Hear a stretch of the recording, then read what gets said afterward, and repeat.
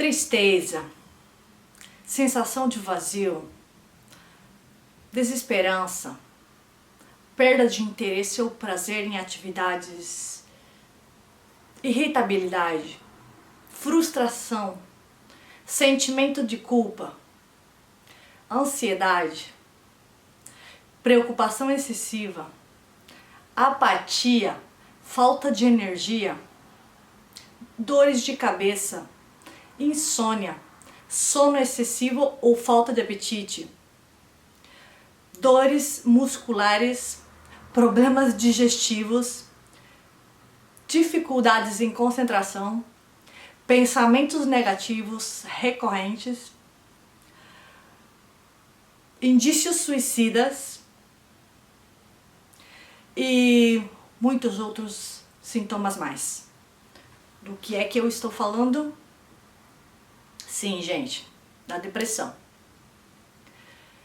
Ela é tratada pela medicina tradicional como um transtorno mental que afeta o humor, os pensamentos e o comportamento de uma pessoa. Mas a nova medicina germânica vai muito mais além e demonstra que não é só a mente dessa pessoa que está afetada. Se você não me conhece, eu me chamo Linda, sou terapeuta da nova medicina germânica, Reiki e hipnoterapia. Seja muito bem-vindo ao meu canal, Fênix Terapia, onde falamos sobre um pouco de tudo, como a física quântica, desenvolvimento pessoal, crescimento humano, assim como também sobre as terapias que eu desenvolvo. Se você gosta desse tipo de conteúdo e ainda não for inscrito, corre lá, se inscreva para não perder nada. E se você conhece alguém que sofre de depressão, seria legal se você enviasse esse vídeo para ela. Talvez possa ajudá-la de alguma maneira. Então, pessoal, os números relacionados à depressão são alarmantes. Segundo os dados da Organização Mundial da Saúde, do ano 2023, ao redor de 300 milhões de pessoas no mundo sofrem desse mal. Isso significa que é pelo menos 3,8% da população. E lá por 2030 será o transtorno que mais assolará o mundo. Hoje em dia, a depressão é considerada a principal causa de discapacidade laboral, podendo afetar pessoas de todas as idades. Mas, na verdade, as mulheres somos as piores paradas nessa situação. Também dizer que a depressão está diretamente relacionada com os suicídios, que também são alarmantes. Bom, gostaria de dizer que a minha missão aqui é colocar o meu grãozinho de areia, contribuir na divulgação da medicina germânica e, na verdade, eu me sinto bastante privilegiada de ter tido acesso a esse conhecimento, que envolve ciência e autoconfiança. Ciência, porque o Dr. Hammer fez suas investigações durante 30 anos. E temos que lembrar que ele vinha da medicina tradicional, então quando ele observou, devido ao problema de saúde que ele teve, relacionado à morte do seu filho e a esposa dele também, quando ele relacionou isso com as emoções, foi quando ele se deu conta que o que ele estava aplicando na medicina tradicional, que ele trabalhava numa clínica com pacientes de câncer, estava errado. Então não existe não existe, a ciência está aqui para se atualizar e não existe uma certeza absoluta. Eu penso que no momento que a gente sempre pode mudar de opinião, no momento que você se dá conta que aquilo que você acreditava estava errado, como aconteceu pelas investigações que são comprovadas cientificamente do Dr. Hammer. Outra coisa seja que a medicina tradicional não queira aceitar a verdade que ele descobriu. Mas, então, eu gostaria de ajudar as pessoas a tentar mudar esse paradigma de crença que, infelizmente, a maioria das pessoas da nossa sociedade ainda tem. Achamos que a solução, a cura, está fora de nós mesmos. O dia que uma parte da população, da humanidade, voltar a acreditar em si mesmo, ao dar-se conta que o nosso corpo, o corpo humano, está dotado de uma sabedoria divina e temos todas as ferramentas necessárias para a restauração total da nossa saúde. Então, nesse momento, estaremos alcançando outro patamar e seremos verdadeiramente livres. Também sou plenamente confiante, consciente. Sou confiante, mas sou consciente também que é uma tarefa difícil a divulgação, já que o sistema de saúde na qual estamos inseridos nos quer doentes. A verdade é essa. E desempoderados, já que para essa indústria, nós, os seres humanos, infelizmente, somos meramente números. E para eles, somos somente um negócio. Já que um paciente curado é um cliente perdido. E isso, claro, que se transfere aos enormes benefícios que eles obtêm através da nossa saúde. Então, por aí, já podemos ir entendendo o porquê é tão difícil a divulgação e por que o sistema está tão em contra de fazer as pessoas, deixar as pessoas conhecerem, terem acesso a essa informação. Então eu acho que é hora de nos empoderarmos e de ver que não deveríamos terceirizar a responsabilidade referente à nossa própria vida. Enfim, na Germânica, a depressão entra na classificação do que chamamos constelação cerebral. Isso são vários transtornos que entram aqui, tais como o transtorno esquizofrênico, transtorno bipolar, mania, autismo, transtorno obsessivo compulsivo, TOC, síndrome do pânico, anorexia, bulimia, psicose variadas e também a depressão. As constelações são os casos mais difíceis, mais complicados, na verdade, para se tratar, de acordo com a Germânica, já que envolve os dois hemisférios cerebrais. A depressão afeta tanto o lóbulo direito como o lóbulo esquerdo. Bom, então a definição de constelação seria uma condição psicológica e condutual que surge quando uma pessoa está com um conflito ou mais de um, na verdade mais de um conflito, seriam 2 ou mais conflitos ativos na área do cérebro. Ou seja, dois lugares, tanto o hemisfério direito como o esquerdo, estão impactados por conflitos que não foram resolvidos, formando assim o que nós chamamos de focos de Hammer.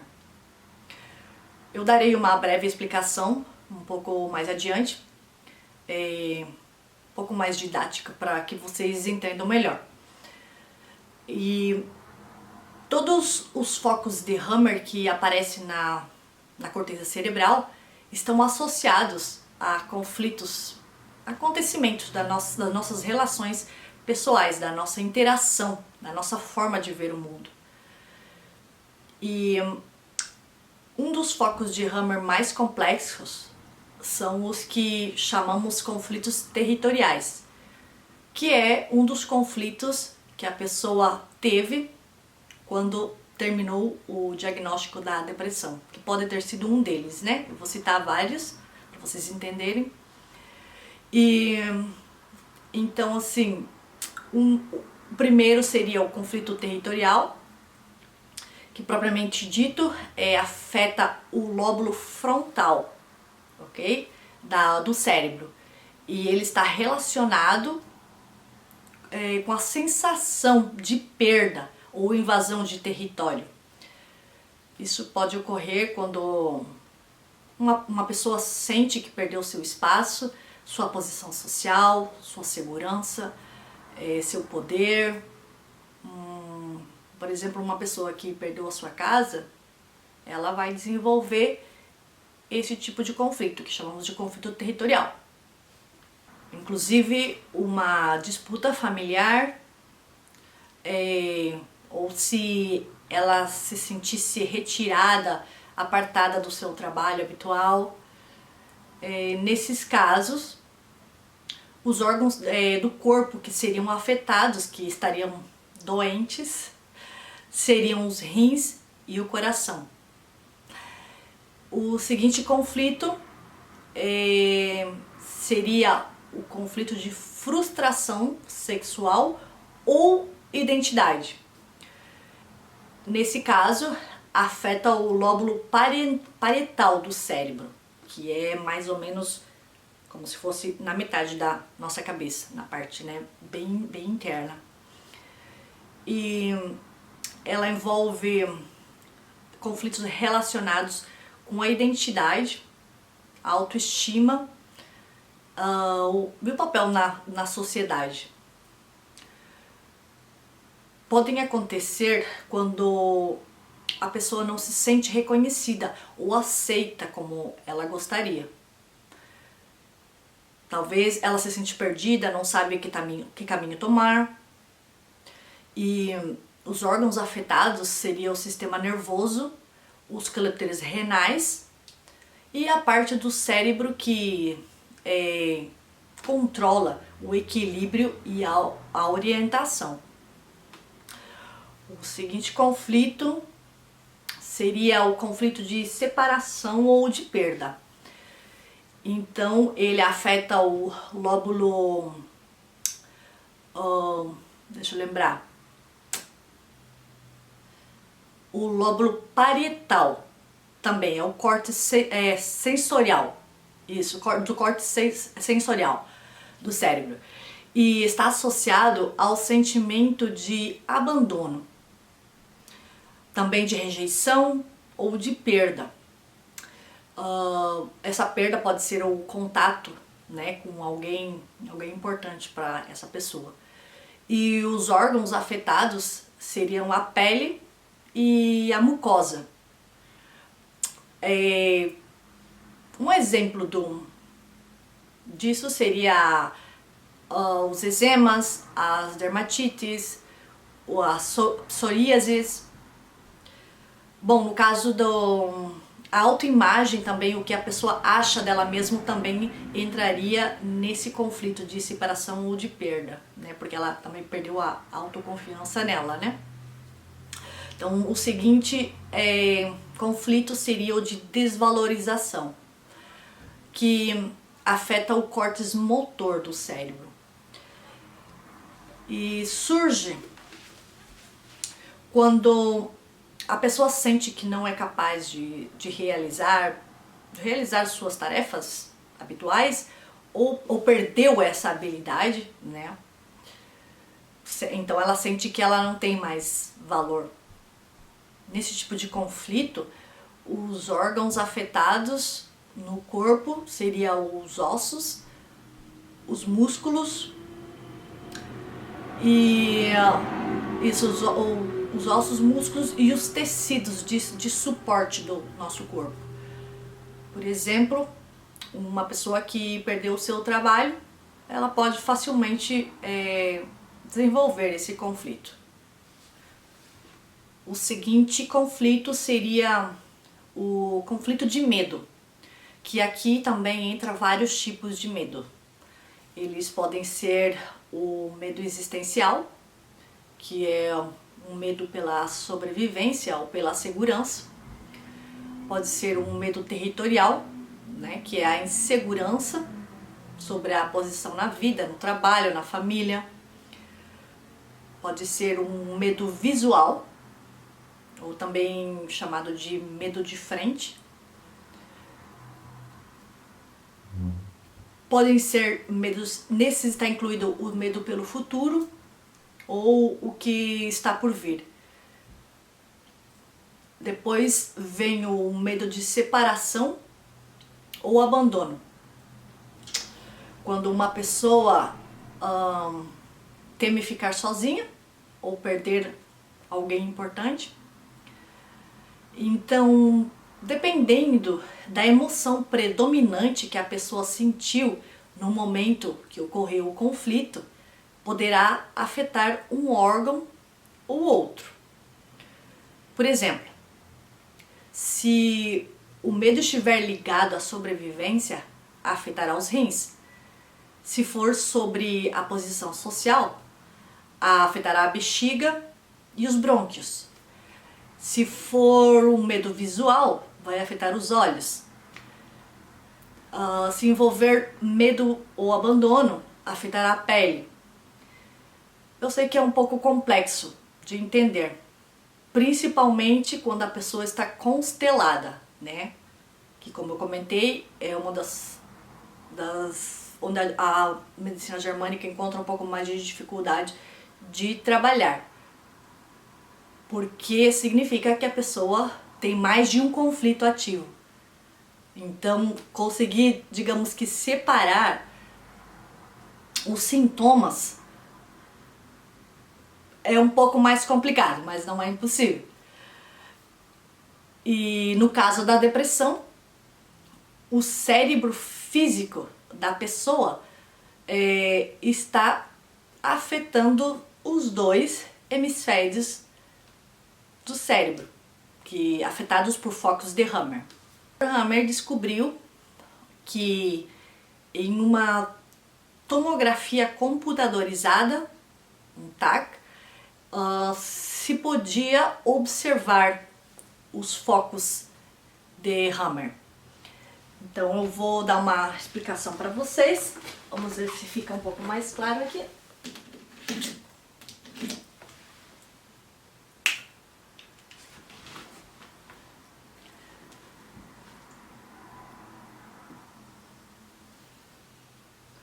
Digamos que isso é o cérebro de uma pessoa feito por uma tomografia, ok? Vamos separar aqui no meio. Isso é só para uma forma didática, ok, pessoal? Isso na realidade não é exatamente assim, é só para vocês conseguirem entender. Então, digamos que esse lado seria o lóbulo direita.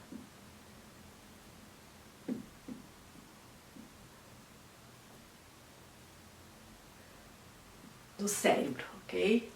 Esse daqui, o lóbulo esquerdo.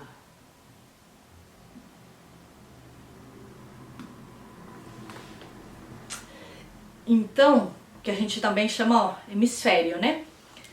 Quando uma pessoa está constelada, que a gente fala, estará afetado nos dois lados. Então, com a tomografia, o Dr. Hammer descobriu o que ele nomeou de focos de Hammer, ok? Os focos de Hammer são mais ou menos, são como se fossem anéis concêntricos, muito bem delimitados no nosso cérebro. E cada anel desse simboliza, está diretamente relacionado com uma parte do nosso corpo, dos nossos órgãos, que isso depende no momento lá da gestação, da embriologia, depende como foi formado, então está conectado com essas diferentes áreas do cérebro. Então, quando dizemos que uma pessoa está constelada, ao fazer uma tomografia, se verá perfeitamente um foco de Hammer desse lado, né, do lado direito, e outro foco de Hammer no outro lado. Porque quer dizer que a pessoa constelada está com dois focos ativos dentro de si. E eles não são paralelos, porque, como eu disse antes, cada foco desse representa um órgão diferente. Então, o Dr. Hammer conseguiu ver com as suas investigações que é um ponto exato. Por exemplo,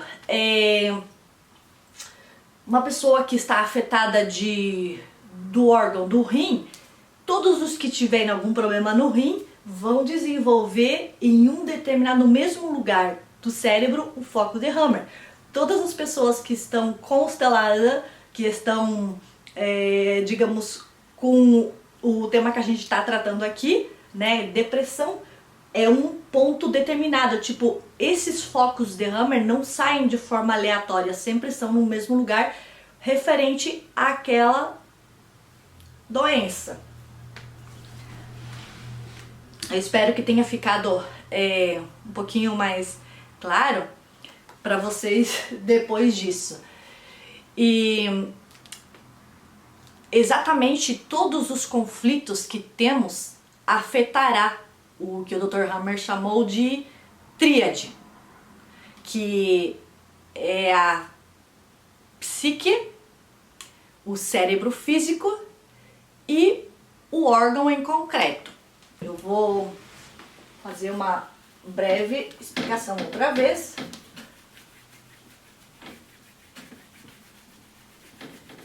Vocês conseguem enxergar aí direitinho? Às vezes a luz reflete e atrapalha.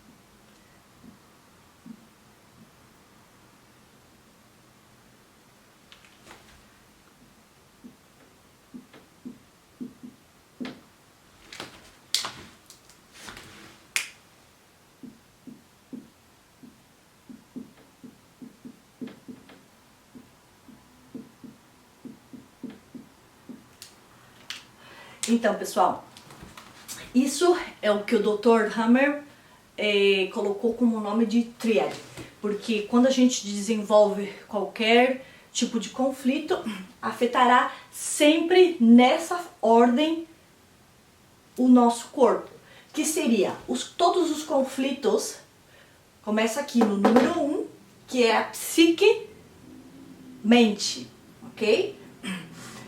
Depois, a nossa psique, de forma hormonal e por impulsos elétricos, envia informação ao cérebro. Deixa eu colocar aqui, cérebro físico. Vocês conseguem enxergar aí? E depois que o cérebro físico estiver afetado, de forma hormonal também e por impulsos elétricos, ele manda um comando para os órgãos da pessoa. Então, dependendo do conflito que foi, né, é quando vai afetar esse órgão ou o outro. Isso daqui é o conflito, né, o que a gente chama de, na germânica, de DHS. Como eu disse antes, aqui na psique é onde que sempre vai começar o choque biológico, que é o choque inesperado, altamente emocional e vivido em solidão. Claro, porque isso também é bastante subjetivo, porque para cada pessoa, como a gente vê o mundo de formas diferentes, afetaria, né, também de formas diferentes.